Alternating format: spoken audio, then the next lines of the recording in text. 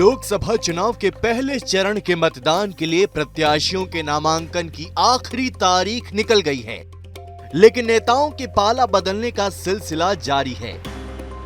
कोई टिकट कटने के कारण भाग रहा है तो कोई टिकट पाने के लिए पाला बदल रहा है। यानी नेताजी समाज सेवा करने के लिए राजनीति में आए हैं तो भला बिना टिकट के कैसे समाज सेवा करेंगे? टिकट मिलेगी तभी तो समाज सेवा कर पाएंगे। नेताजी को टिकट मिल गई तो सारे सामाजिक समीकरण साध लेंगे। टिकट नहीं मिली तो पाला बदलकर दूसरे का चुनावी गणित बिगाड़ देंगे। ऐसा वो दावा करते हैं, लेकिन कर पाएंगे कि नहीं ये तो जनता ही तय करती है। लेकिन लोकसभा चुनाव से पहले पूर्व से पश्चिम और उत्तर से दक्षिण तक पाला बदलने का दौर जारी है। दल बदली का दौर ऐसा चल रहा है कि रात को भाजपा की खामियां गिनाने वाला विपक्षी नेता सुबह भाजपा की खूबियां गिनाते नजर आता है। कल तक कांग्रेस में रहकर बुराई करने वाले आज अच्छाइयां गिनाते दिखे। राजनीति में कभी भी कुछ भी परफेक्ट नहीं है और नेताओं का क्या है, कब पलट जाए कोई नहीं जानता।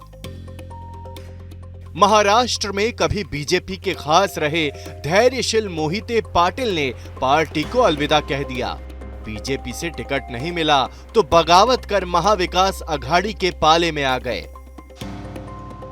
इसका फायदा धैर्यशील मोहिते पाटिल को यह मिला कि फौरन एमवीए से टिकट मिला।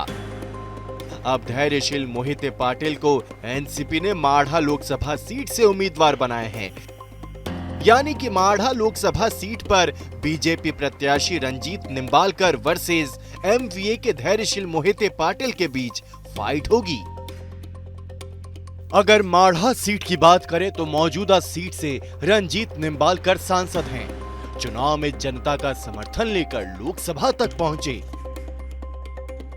फिर कार्यकाल में जो भी काम किए गए उसे आधार बनाकर और जनता के बीच निंबालकर की छवि को देखकर इस लोकसभा चुनाव में बीजेपी ने दोबारा रंजीत निंबालकर पर भरोसा जताया और उम्मीदवार बनाया।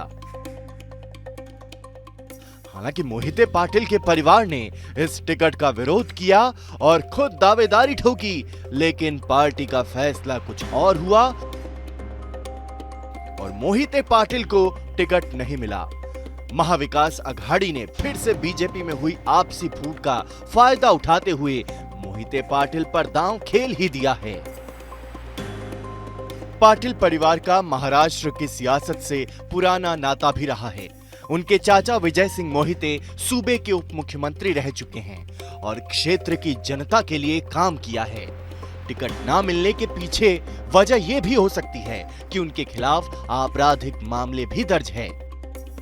धारा 307 के तहत संगीन आपराधिक मामले के अलावा आईपीसी 420 के तहत धोखाधड़ी के 14 केस है। और तो और एमपीआईटी एक्ट के तहत भी मुकदमा दर्ज है। 2019 में बीजेपी में शामिल होने के बाद अब टिकट नहीं मिला तो फिर से पाला बदल लिया। बीजेपी महाराष्ट्र में 45 पार और अब की बार 400 पार का लक्ष्य लिए चुनावी मैदान में है।